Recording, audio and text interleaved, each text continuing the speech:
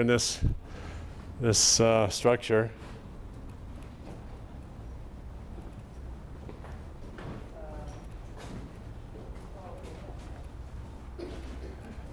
See this architectural style with the sloping walls at the base and then the rectangle above. It's called the tablero architectural design of Teotihuacan, and documents very well the connection in the classic, middle classic period with central Mexico. Some archaeologists think that there may have been a military conquest from the north. Others favor the idea of a trade communication network, strong influence from central Mexico that came in here at this time. If you want to think about that in terms of Book of Mormon perspective, it's not very difficult, because the origin of Nephite civilization culture being in this area didn't move into the North Country, across the Isthmus of Tehuantepec into central Mexico. So far as what we can understand from the Book of Mormon history, that didn't occur until the middle of the 1st century BC.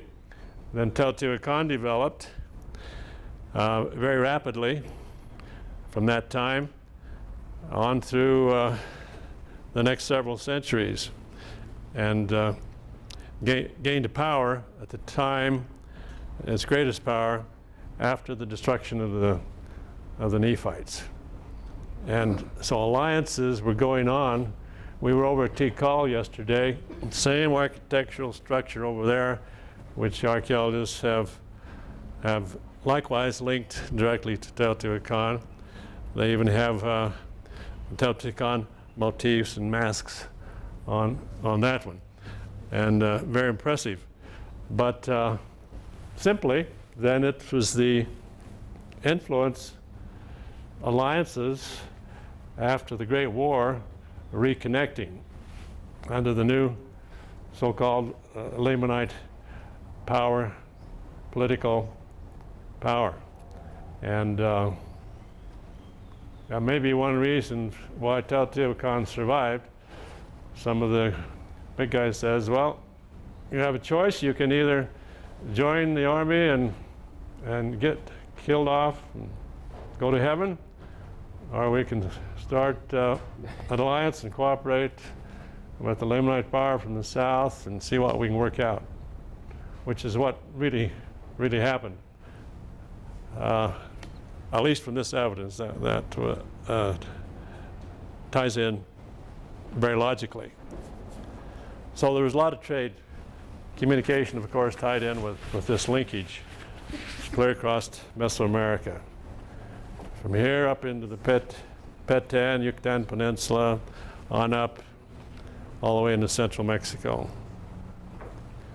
So it was really the heyday, or the greatest era of Mesoamerican civilization after the destruction of the Nephites. All you have to do is remember, it wasn't, in spite of the extensive destructions, it was a time of extensive, rapid growth. There were wars going on all the time, here and there, but they continued to interact and trade, and things continued to develop until they finally deteriorated at the end of the Classic, collapsed, which is actually what the Book of Mormon says as well. From Nephi's statement anyway, in his prophecy, he simply says he saw the destruction of his people, and then the Lamanites continued to war among themselves for many generations after the Nephite destruction, and then they disintegrated and were destroyed. That it fits the history here very well. For such a small people, how come they had such steep stairs and such, that's a foot and a half? step. Yeah. We saw